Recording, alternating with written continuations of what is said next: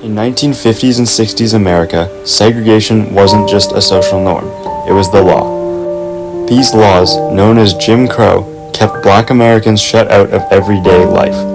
From schools, water fountains, lunch counters, bathrooms, movie theaters, and even the right to vote.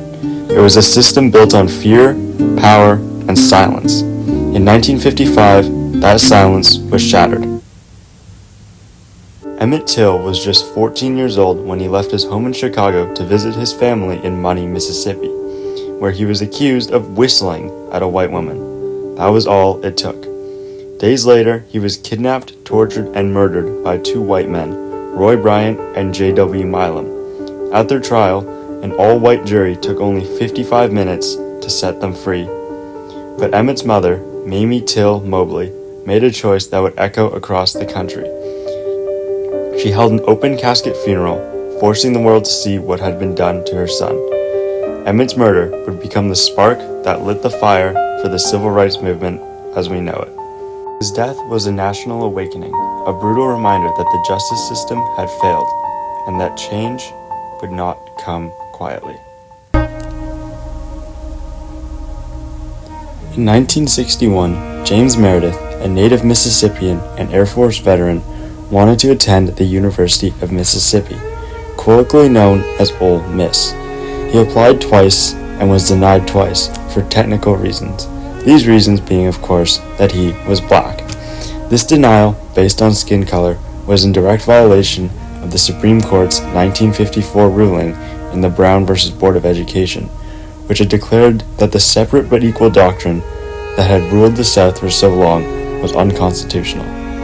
The law said segregation within education has no place in the United States, but in Mississippi, the law and reality were not the same. While visiting the Mississippi Civil Rights Museum, I spoke with Jerry Knight, a museum educator, who explained to me how Mississippi refused integration years after Brown v. Board. They had to because if it was left up to the states, and in this case Mississippi and Louisiana, they weren't going to allow this to happen because they didn't want integration. They didn't want it at all. So they were trying to prevent it. So the federal government had to step in just in order to make things go smoothly, or as smooth as better than it would have been if the states had done it themselves. And, and just being honest, the states just didn't want that to happen. They didn't want integration to take place. But these are the people with enslavement.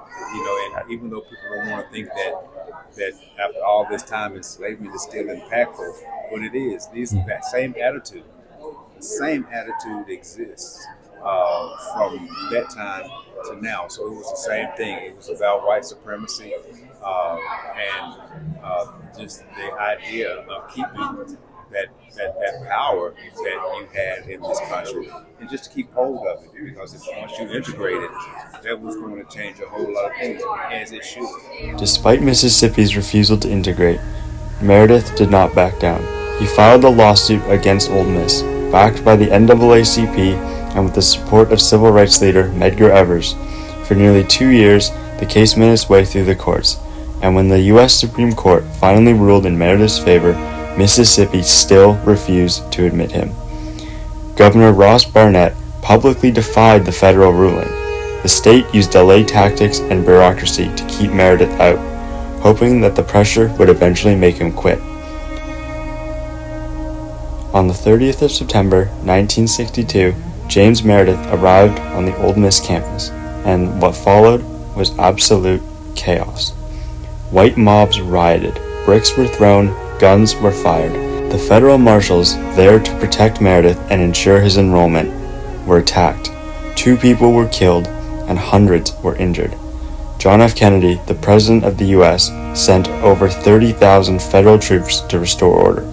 Amid the smoke, the hatred, the resistance, Meredith walked through those gates and entered his first class the next morning. He became the first black student to attend Ole Miss. But he wasn't just attending the university, he was forcing Mississippi and the nation to live up to the laws it claimed to uphold. James Meredith didn't wait for change. He became it. He stood alone in front of one of the most powerful institutions in the South and forced it to open its doors. What followed wasn't just about him.